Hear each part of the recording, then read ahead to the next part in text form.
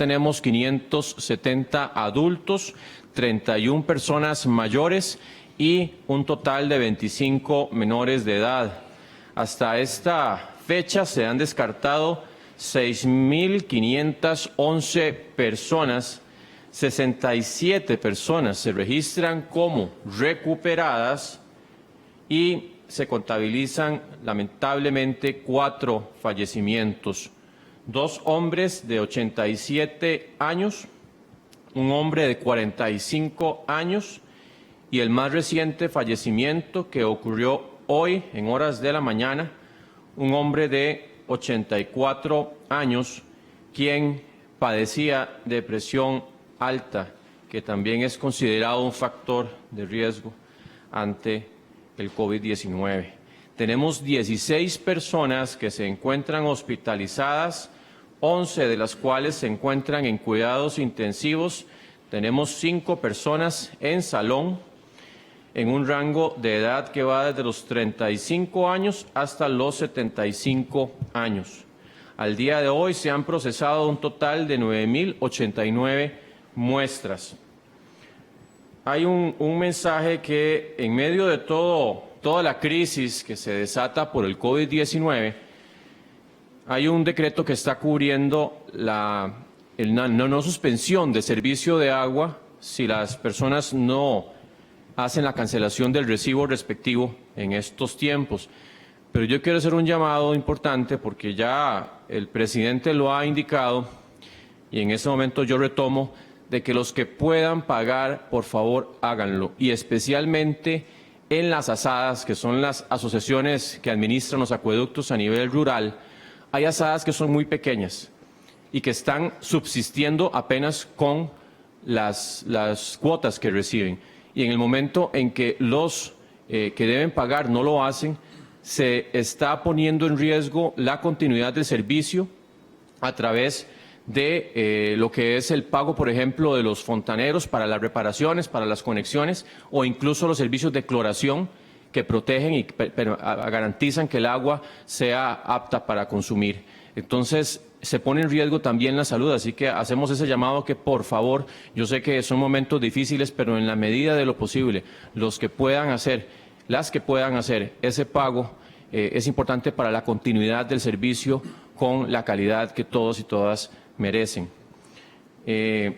Para entrar un poquito más en detalle, bueno, como ya informamos, hace escasos momentos se registró en el Hospital San Juan de Dios la 4ª muerte de un paciente positivo por COVID-19 en nuestro país. Se trata de un hombre de 84 años, costarricense, es vecino de San José. Él también tenía, además de ser persona mayor, el factor de riesgo de presión arterial alta, de hipertensión. El diagnóstico de esta persona fallecida fue el 1 de abril. Ingresó a la unidad de cuidados intensivos de San Juan de Dios el 5 de abril. Como ya indicamos, ese sería el 4º deceso que se suma a los de 2 personas de 87 años y uno de 45 años.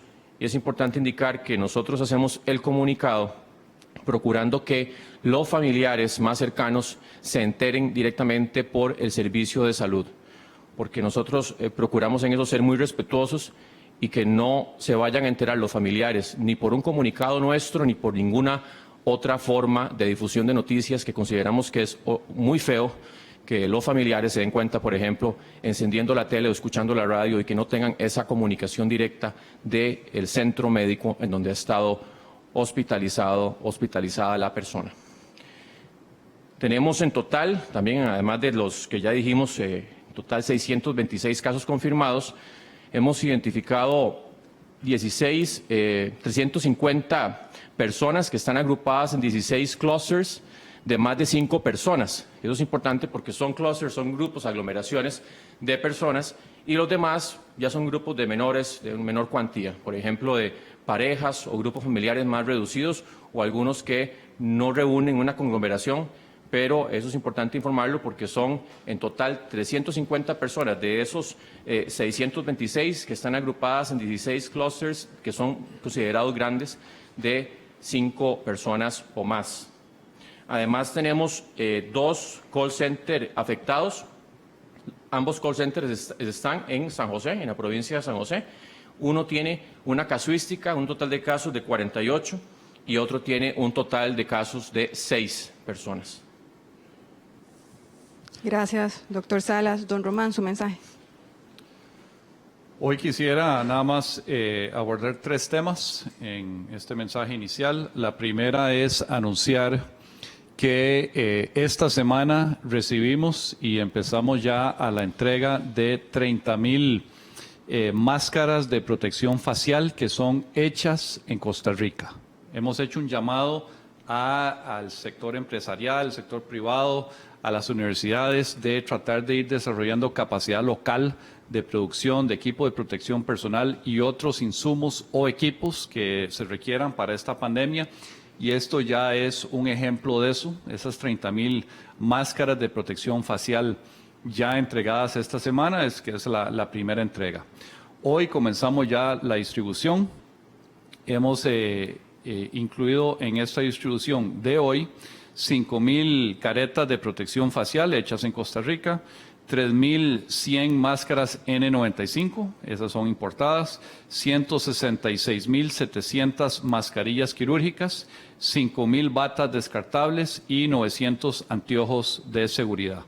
Estas entregas se hacen más o menos una vez por semana, a menos de que haya alguna razón por hacer una entrega extraordinaria.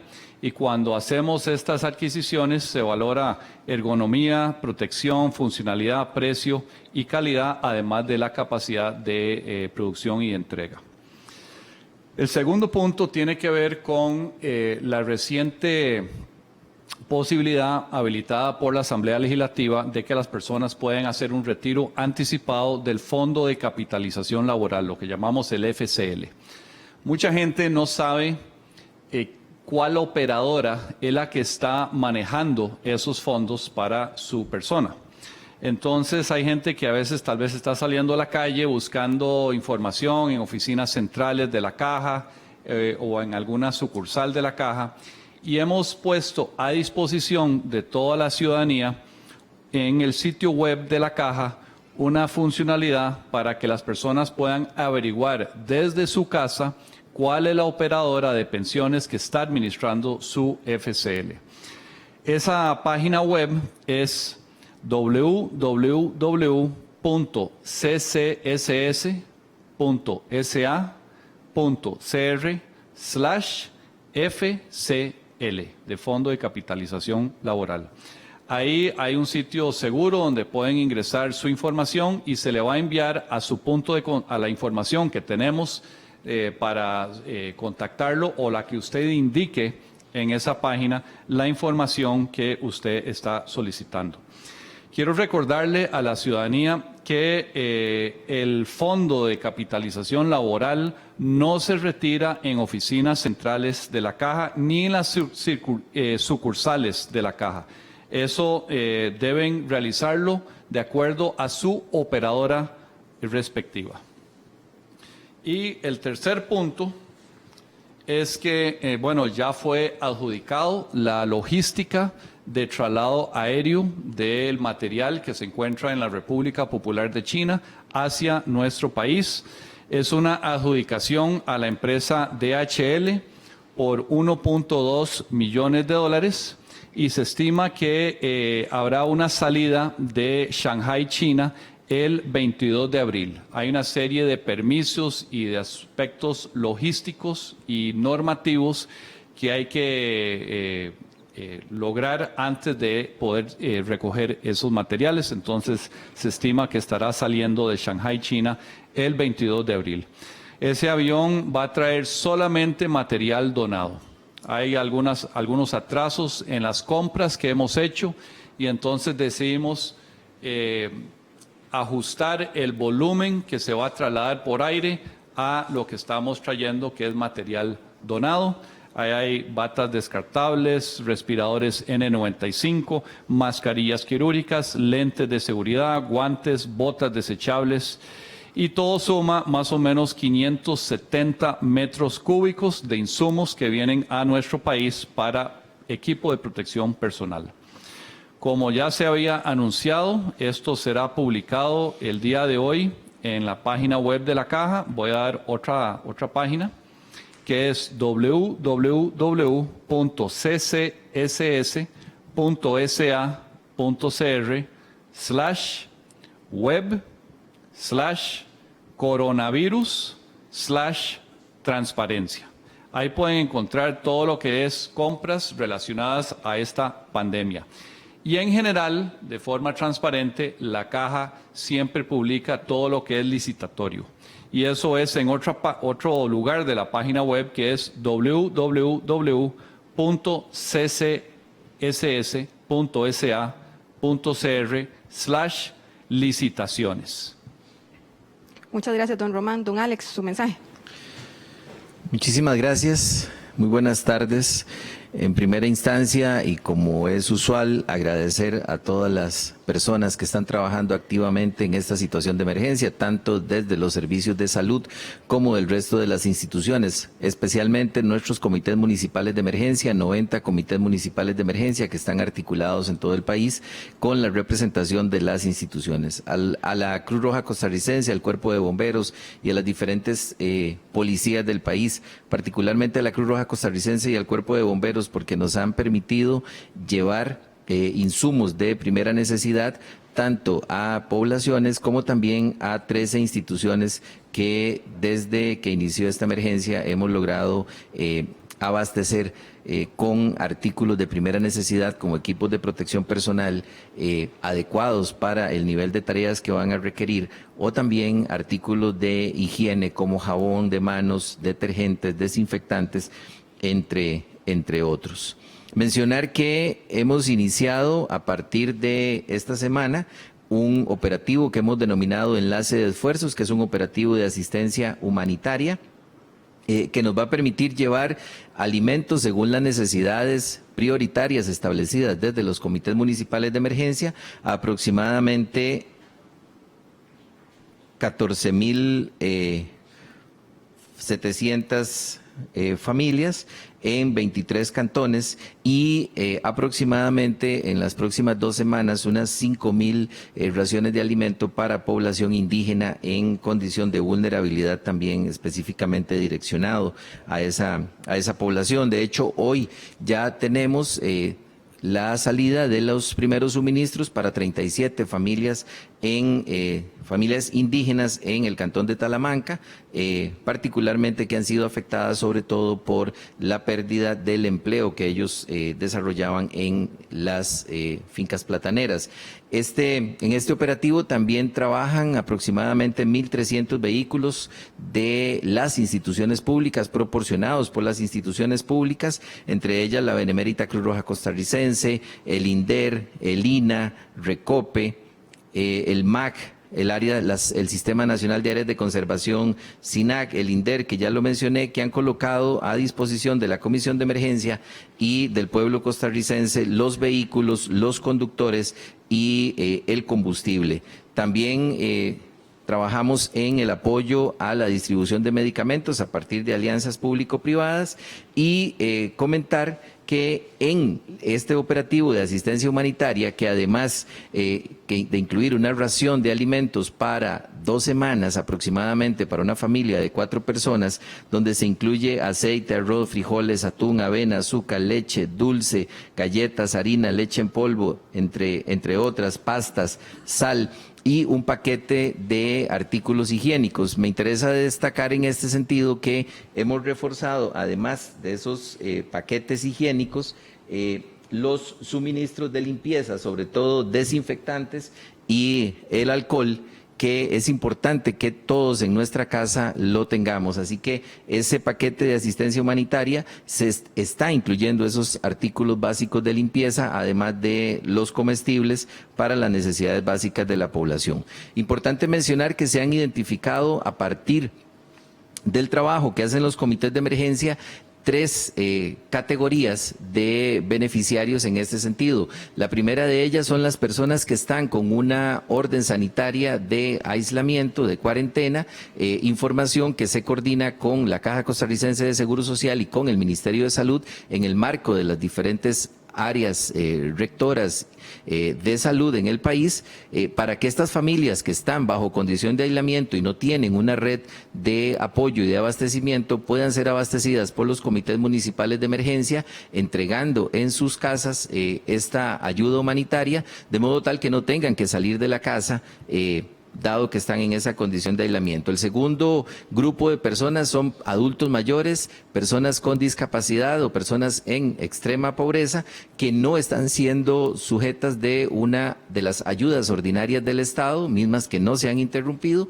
y por ende pues están en condición de vulnerabilidad, que también van a ser consideradas. Y el tercer grupo de población son las personas que han visto disminuidos los ingresos significativamente porque perdieron su empleo, porque se disminuyeron las horas de trabajo o porque su trabajo es en el ámbito de la informalidad y pues no han tenido ingresos en las últimas semanas. Para esto contamos con el apoyo de las instituciones locales, la municipalidad local y las asociaciones de desarrollo que están distribuidas en todo el país. En la comunidad es donde se puede identificar a esas personas que tienen esa necesidad y que nos va a permitir, antes que, en el momento, que se está procesando todas las ayudas de proteger, que puedan tener también esta ayuda para poder ir estabilizando esta condición. Sabemos que hay familias que no tienen alimento en este momento en sus hogares y esas son las familias por las que estamos priorizando. Es importante que todos y todas tengamos una alta conciencia, responsabilidad y solidaridad. Solidaridad no significa solamente donar algo que uno tiene, significa también evitar obtener una ayuda que no estoy necesitando. Así que las personas, les hacemos el llamado de atención a las personas que no están en este momento necesitando una ración de comida que nosotros estamos poniendo en las casas y en la mesa de las personas más necesitadas, que por favor se abstengan de pedir y de acaparar. Dejemos que las personas que están necesitando más sean las que puedan desarrollar esta tarea.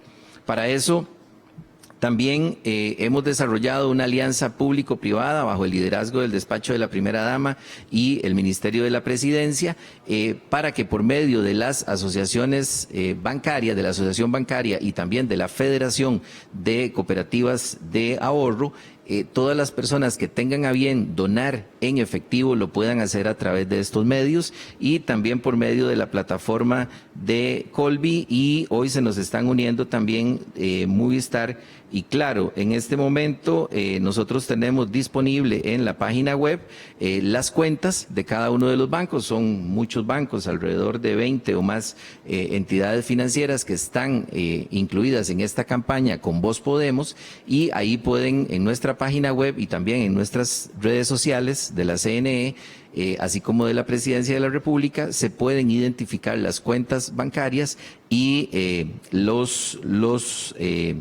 la forma de poder donar vía la plataforma de Colby también. Iniciamos con las consultas. Nación y Amelia Rueda nos consultan sobre las mascarillas, ministro. La Academia Nacional de Ciencias, en un comunicado del 14 de abril, pide a las autoridades de salud recomendar el uso generalizado de mascarillas industriales o artesanales a todo aquel que circule en espacios públicos, tanto abiertos como cerrados. No son mascarillas N95, aclaró. ¿Qué es lo que entonces está esperando el Ministerio de Salud para emitir una medida como esa, entendiendo que organizaciones internacionales como el CDC y el ECDC cambiaron sus lineamientos iniciales y ahora recomiendan su uso para reducir el riesgo del contagio de los asintomáticos a personas sanas? ¿Por qué no lo ha hecho hasta ahora, viendo las respuestas de la población de los últimos días? Y también consulta, ¿qué respuesta le da el Ministerio de Salud a la Academia Nacional de Ciencias de Costa Rica a raíz de la solicitud para que recomiende el uso generalizado de cubrebocas en sitios públicos abiertos o cerrados? Bueno, ya hemos indicado el uso de cubrebocas, mascarillas de las más sencillas, no de las que tienen alguna tecnología de filtro poco más sofisticada. Hemos indicado que las personas con síntomas y obviamente cierto tipo de personal que entre en contacto más cercano deben usarlas. Hemos también indicado que las personas sin síntomas manifiestos de un cuadro respiratorio, pero que sí tienen una disminución del olfato o bien que han sido contactos cercanos de un caso sospechoso positivo, sí está bien que las usen, es una recomendación. El resto, en ningún momento hemos dicho que no pueden usarlas. Claro que pueden usarlas, no es una recomendación explícita y sobre todo en el sentido de que sabemos que las personas que no tienen síntomas, la posibilidad de transmisión en un escenario como el que tenemos, que no hay una transmisión ampliada a nivel comunitario, pueden transmitir la enfermedad, pero especialmente a los grupos más cercanos. Y por eso es que estamos diciendo, las personas que son contactos cercanos o que tienen algún síntoma no tan florido como todo el cuadro, con la dolor de garganta, con la fiebre, con la tos o la dificultad respiratoria, sí pueden usarlos en caso que tengan disminución del olfato o la evolución del olfato. Es muy importante porque también las personas que quieran usarlas las pueden usar, están en la libertad de usarlas, pero también hay un asunto que, por ejemplo, ya hay algunos organismos que han estado incluso recomendando usar las que se hacen en la casa, hechas materiales en la casa. Y en eso yo sí quiero indicar, porque hay, por ejemplo, materiales, y la mayoría de los materiales en general, o sea, cuesta más bien mucho tener una mascarilla hecha en casa que verdaderamente proteja especialmente a las personas alrededor.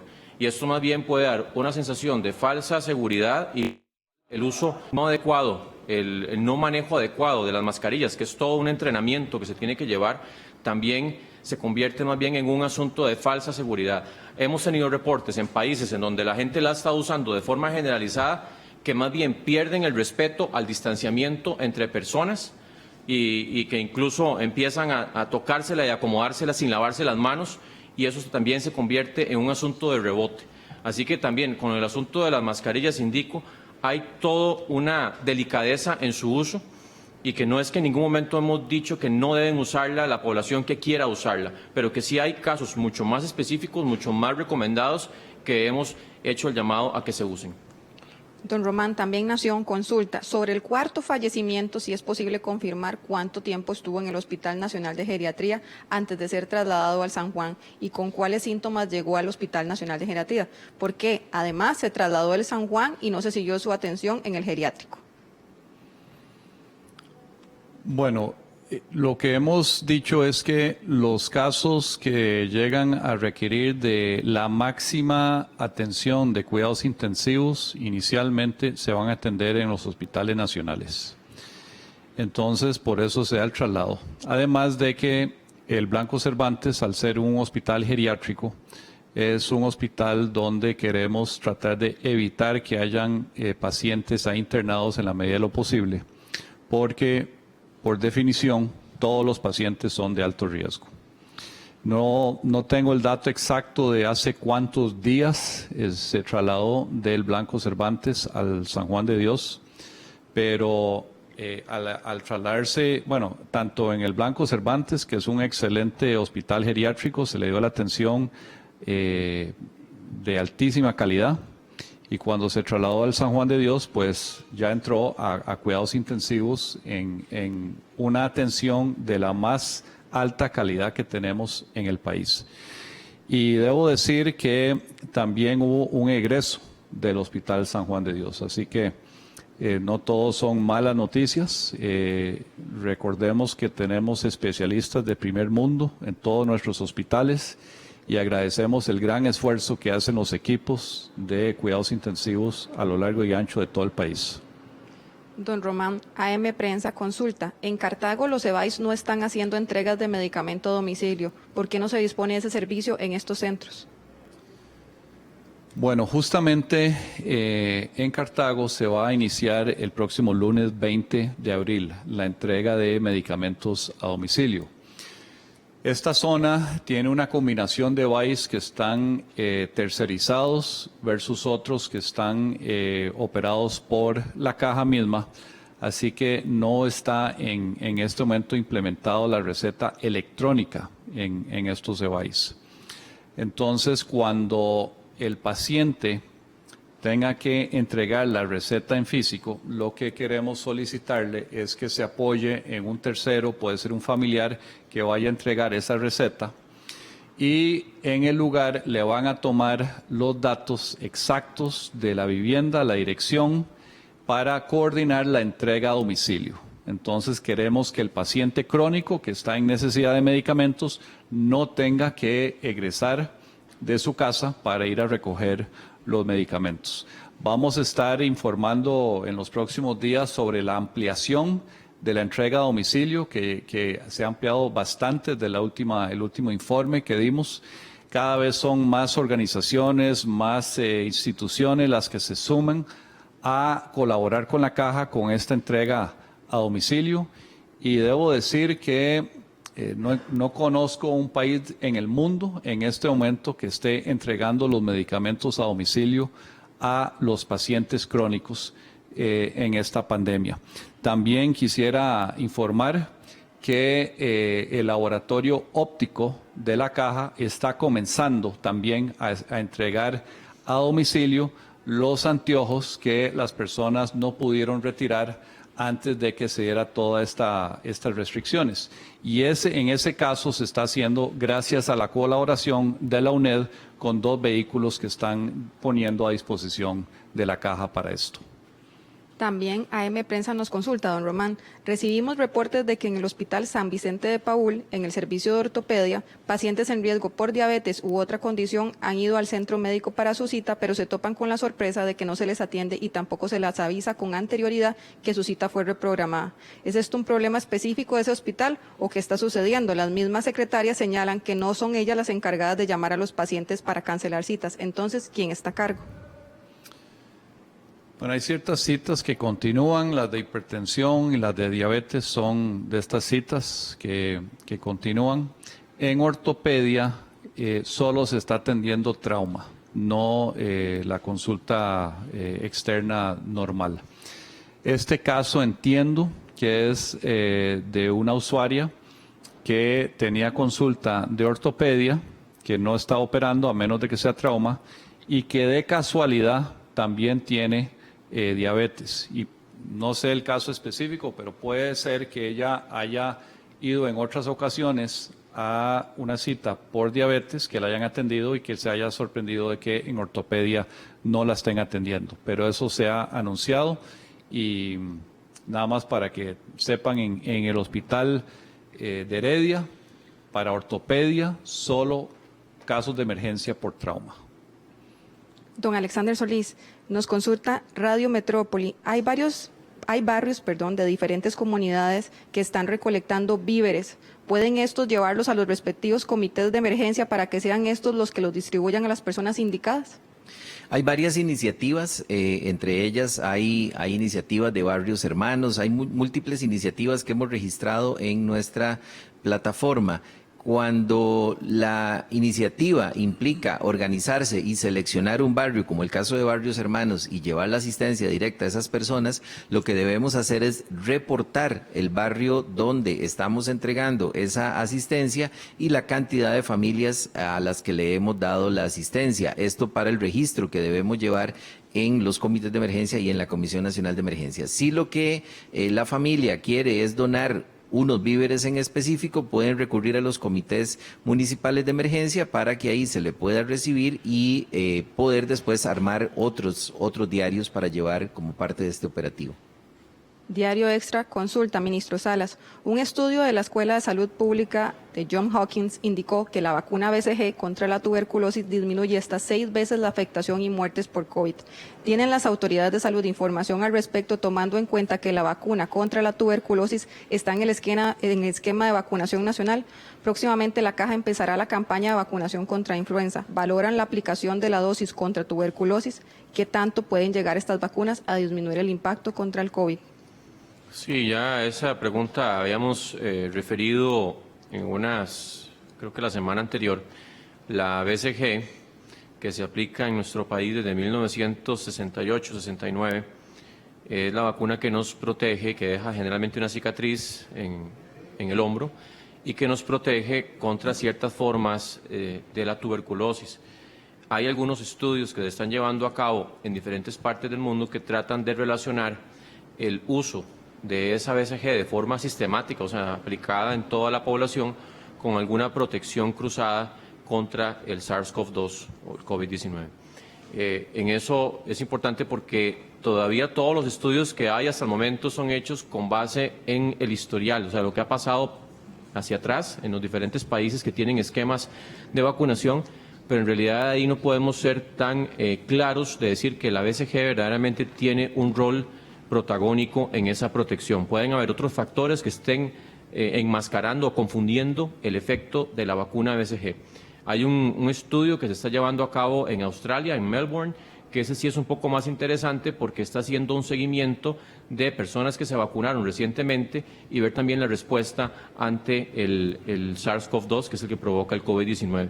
Esos estudios que se llaman prospectivos, más bien, que ya están siguiendo una respuesta activa, eso tiene un grado mayor de certeza porque son con un control mayor, o sea, se controlan mucho mejor las otras posibles factores que pueden estar interviniendo en esa eventual confusión que puede generar la vacunación con BCG. Así que hasta el momento los estudios, como digo, no son totalmente concluyentes, hacen algún tipo de relación, pero no hay algo totalmente bien explicado y bien claro al respecto.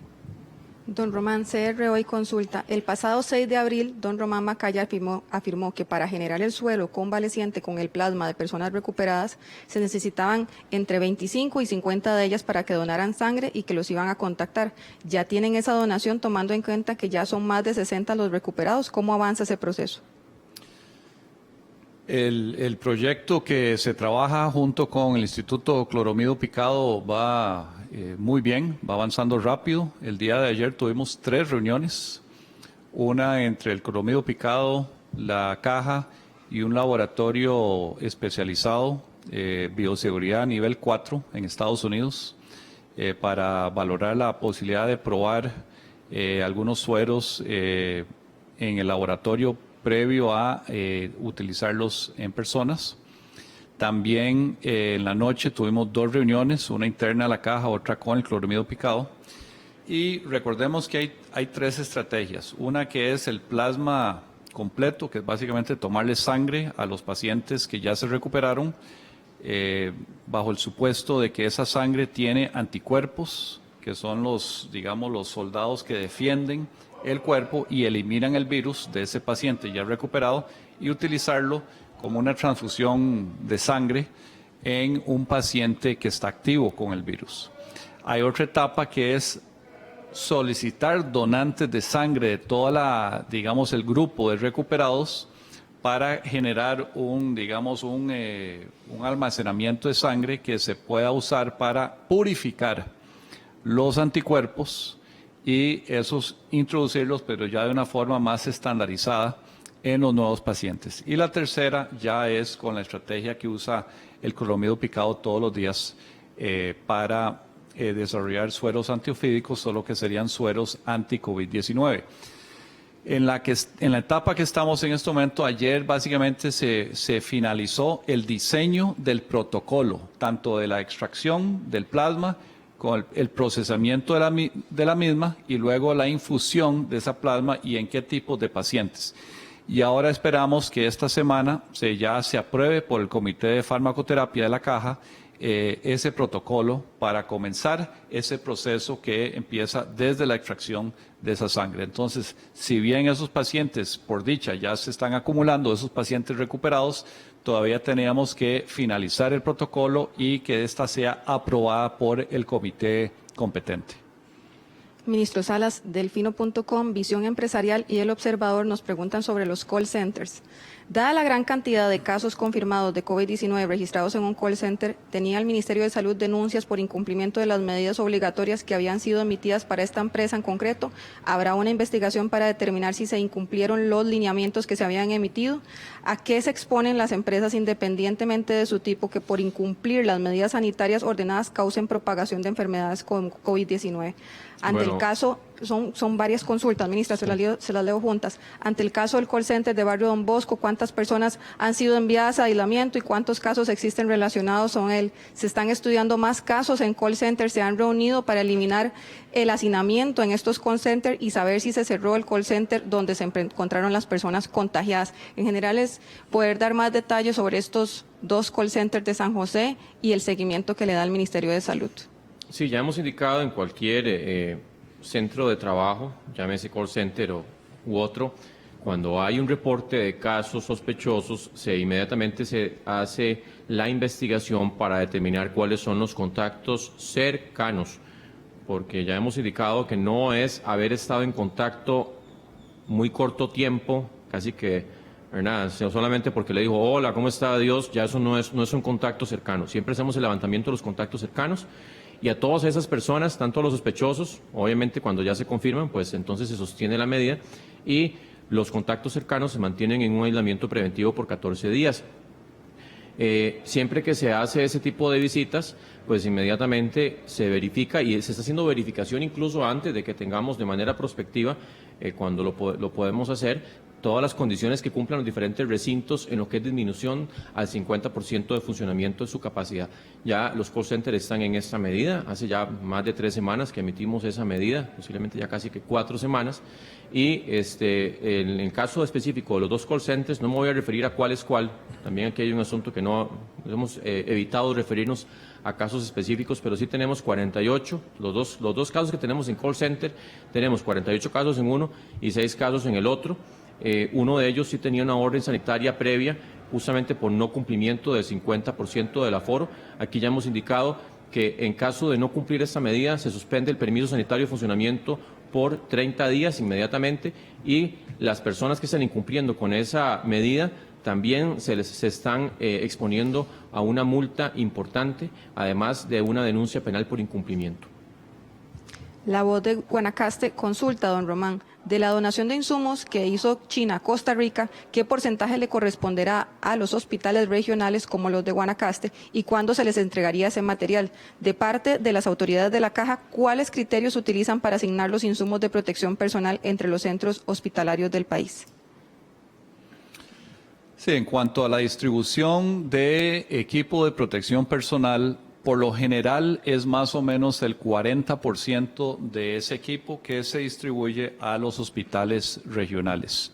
Sin embargo, hay un criterio que es el de la vigilancia epidemiológica que se sigue, además de contemplar los niveles de inventarios que hay en los diferentes hospitales para asignar y reforzar el inventario que existe en cada hospital. Esto es algo que tiene que ser permanente, no sabemos dónde pueden comenzar a aparecer nuevos focos y que haya que reorientar más equipo a un hospital específico. Por eso la importancia de esa vigilancia epidemiológica.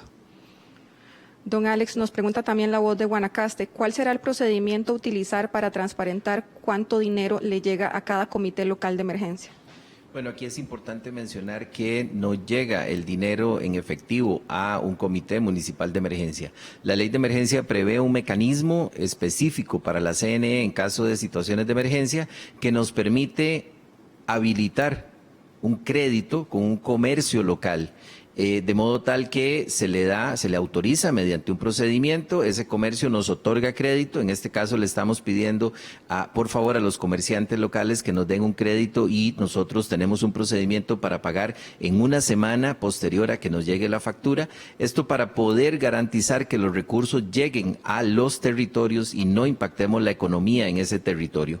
El Comité Municipal de Emergencia lo que gira es una orden para que le preparen una cantidad determinada de diarios, de raciones de alimentos, tanto el paquete de alimentos como el paquete de higiene, y se retira y se distribuye según el plan de trabajo que las instituciones han establecido.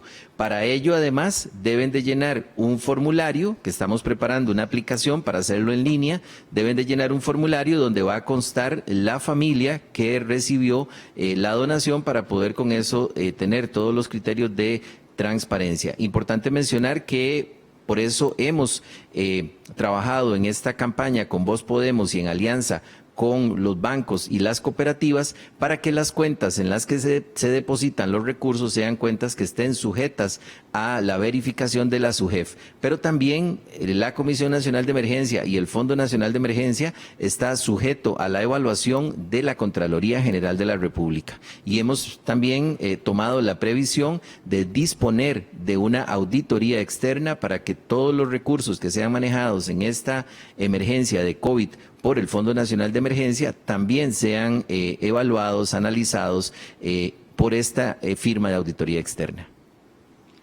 La Voz de la Pampa y el Sur pregunta, ministro Salas, está circulando en redes sociales que el COVID-19 no es una neumonía, sino una coagulación intravascular diseminada. Entonces, la forma de combatirlo es con antibióticos, antiinflamatorios y anticoagulantes y nunca se necesitaron los ventiladores. ¿Están cambiando los protocolos aquí según esta nueva información? Vamos a ver, el SARS-CoV-2 que produce el COVID-19 tiene diferentes fases de afectación.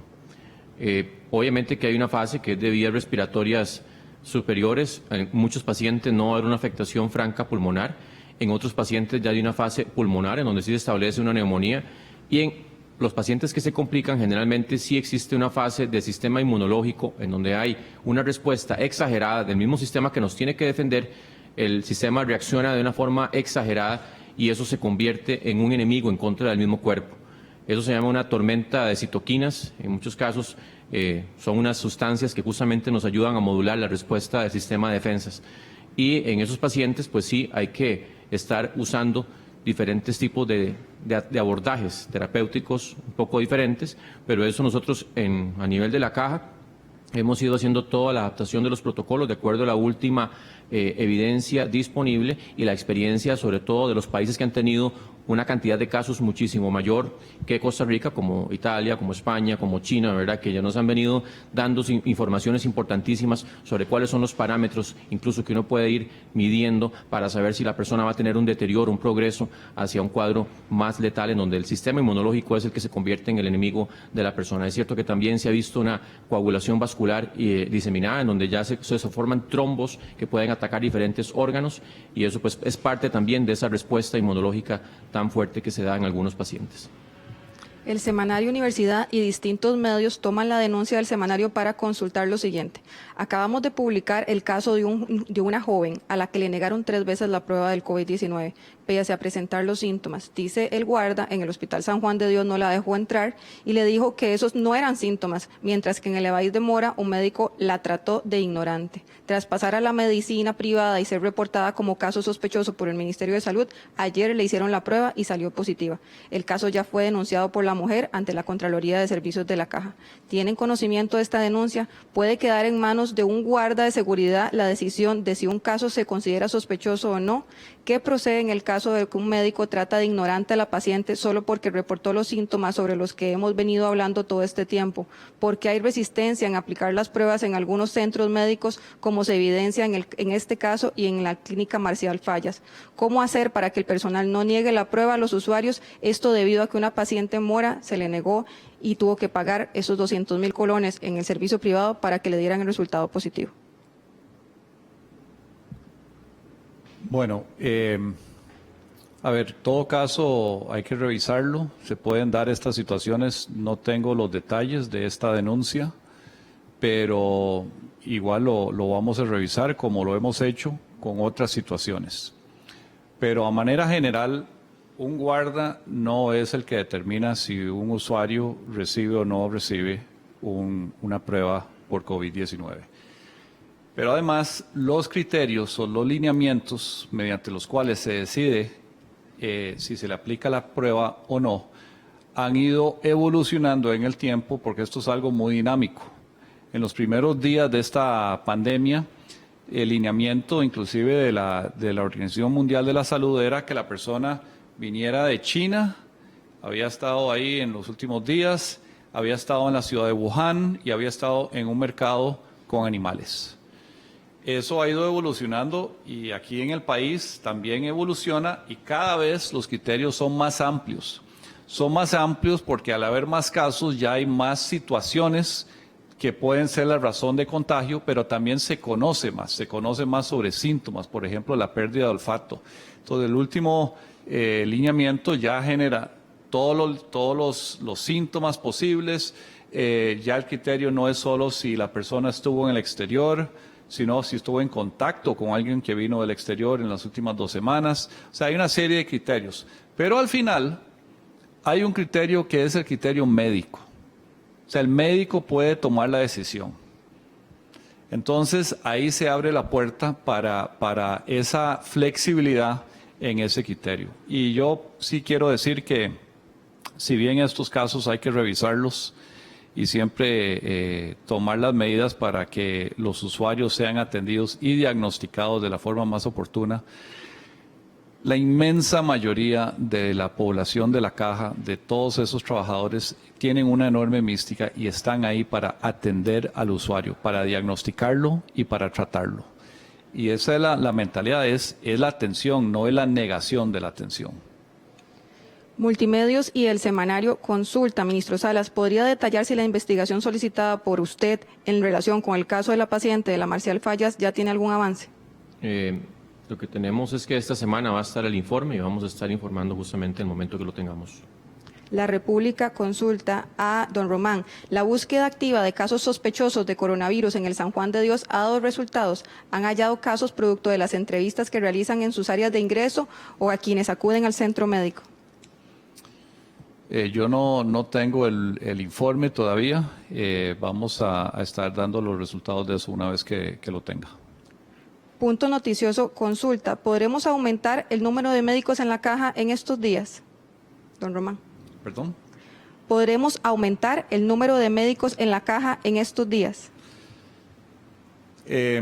La Caja levanta listas de elegibles en todas las profesiones, enfermeros, auxiliares de enfermería, farmacéuticos, médicos de todo tipo, médicos especialistas, médicos generales.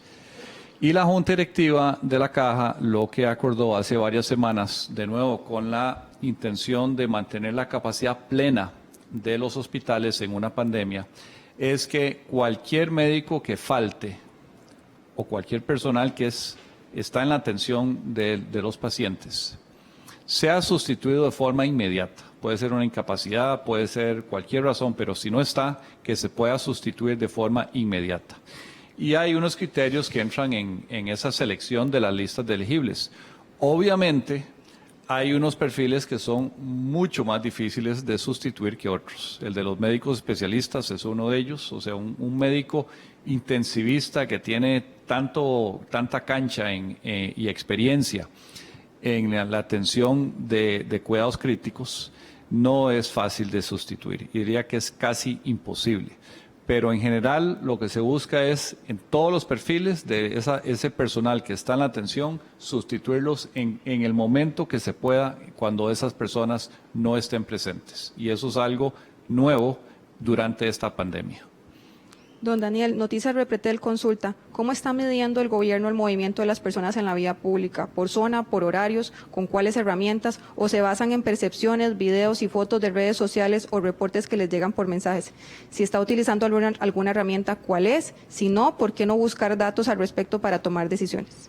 Bueno, recordemos que en este momento yo le he conferido la potestad o la condición de autoridad sanitaria a todos los funcionarios de la fuerza pública, oficiales que están día a día haciendo todos los escaneos o búsqueda de incumplimiento de las diferentes medidas en todo el sector, en la zona pública. Y eso pues justamente aquí tenemos fotos de diferentes sectores que nos están llegando constantemente y con base en eso nos damos cuenta de lo que está ocurriendo en las calles, que eso es un asunto incluso mucho más directo porque es una inspección que está movilizándose en todo momento en diferentes partes del país con la presencia de los diferentes oficiales que recordemos que son bastantes a nivel nacional. AmeliaRueda.com consulta, ministro Salas, ¿para diagnosticar a un paciente con COVID-19 es necesario realizar una prueba de laboratorio o es posible confirmar un caso sin ese examen? En Estados Unidos y otros países se reportan diagnósticos únicamente a partir de los síntomas. Eso depende de la fase en que estemos. En este momento que no ha sido evidenciada la transmisión comunitaria y no la hemos, evidenciado por diferentes parámetros que se siguen, no corresponde hacer un diagnóstico por lo que llamamos técnicamente como el nexo epidemiológico. Eso es, si por ejemplo en una familia usted ya lo diagnosticaron con una prueba de laboratorio como COVID-19 positivo, si su, por ejemplo, esposo, esposa, sus hijos se enferman y tienen el cuadro clínico similar, ¿verdad?, compatible con lo que son los síntomas de COVID-19, entonces el diagnóstico se puede hacer por esa cercanía, por ese nexo. Pero eso es en un momento en que ya la cantidad de casos supera incluso la cantidad de procesamiento de muestras y para fines prácticos, en un escenario ya de circulación ampliada, epidemiológicamente se puede hacer ese nexo y se puede manejar de esa forma. Pero eso depende del escenario en que esté cada país. Monumental consulta, ¿con cuántas pruebas, se hicieron en las últimas 24 horas? ¿Podría confirmar si la razón por la que se está haciendo menos pruebas, cuál es la razón, perdón? ¿Es cierto que Costa Rica tiene una escasez de pruebas? Recordemos que las pruebas, eso depende de los casos que se van considerando sospechosos, que van siendo catalogados como sospechosos, y que eso varía de día con día.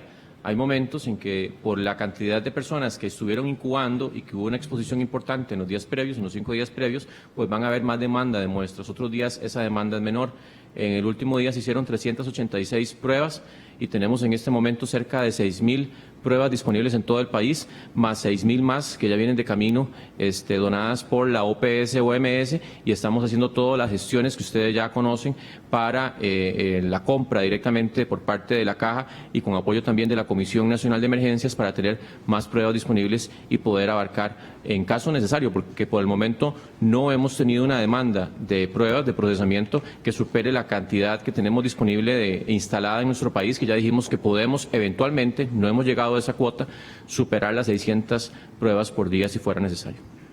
El observador y Repretel nos repreguntan que si pueden consultar el detalle sobre los clústeres, que cuál sería la ubicación de estos clústeres o la cantidad de pacientes en los clústeres más numerosos. Sí, ya dijimos que teníamos en total, son 350 personas distribuidas en los clústeres más grandes, en los clústeres que son 16 en total, que son de más de 5 personas. Hay clústeres más pequeñitos, que son de 2 personas, y que esos pues no los estamos incluyendo en esta catalogación de los 16 clústeres más grandes, que ya son, como indicaba anteriormente, centros de trabajo, familias grandes, call centers, que ya tienen una cantidad, o por ejemplo hospitales, que tienen una cantidad ya bastante importante.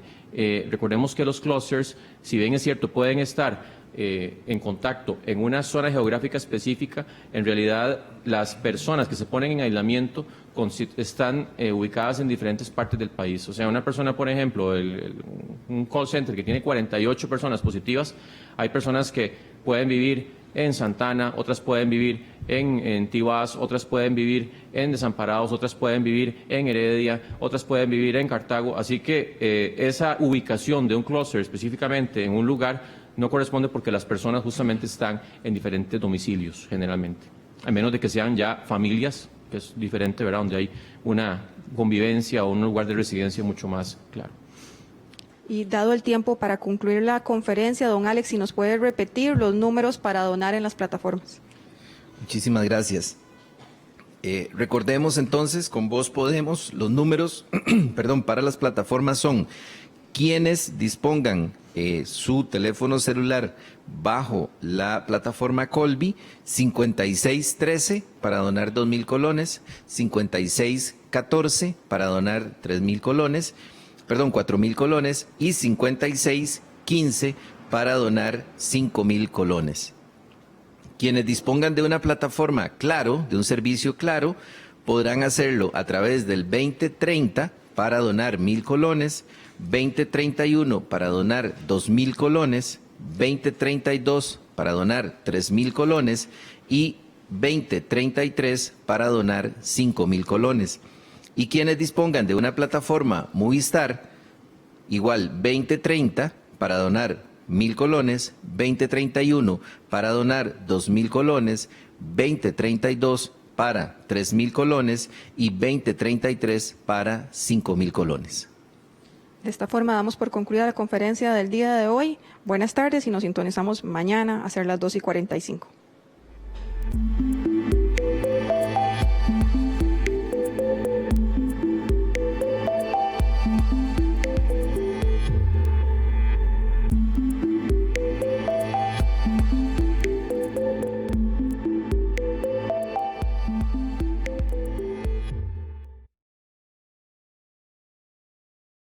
Costa Rica Televisión.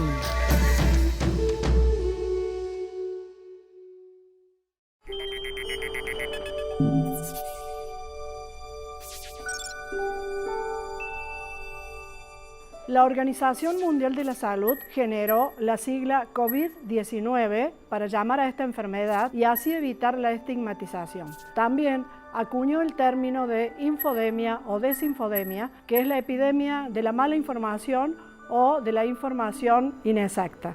En relación al tema de los barbijos, la Organización Mundial de la Salud solamente lo aconseja para aquellas personas que están infectadas o que tienen síntomas o que van a ir a la zona donde hay casos de esta enfermedad. Recuerda que el uso del barbijo es solamente si estás infectado y la vacuna antigripal, si bien no es para esta enfermedad, está recomendada como tratamiento de soporte.